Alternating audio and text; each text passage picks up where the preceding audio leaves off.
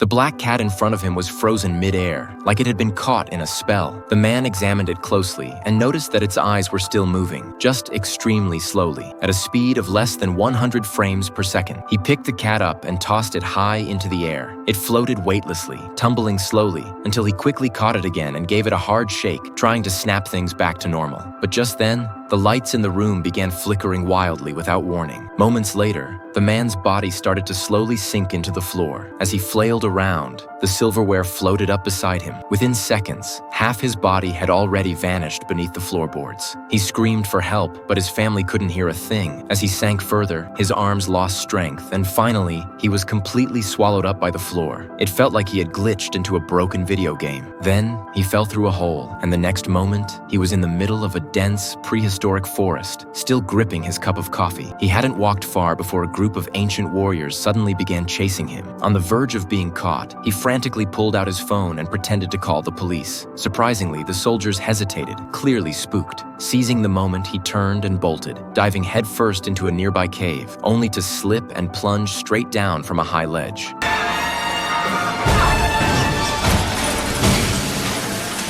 When he opened his eyes again, he was back in his kitchen. His family stared at him in disbelief, but he played it cool, casually looking around for his coffee pot, only to faint a moment later from dizziness. The man was an art restorer specializing in ancient paintings. Lately, though, something had felt off. He'd sink into his couch while sitting, or feel like he was falling through his bed at night. The strange sensations left him groggy and distracted at work. One day, he forgot to turn off the faucet, causing a flood in the studio. As he rushed to rescue a painting, he slipped and fell into the water. When he surfaced, he found himself in a completely unfamiliar lake.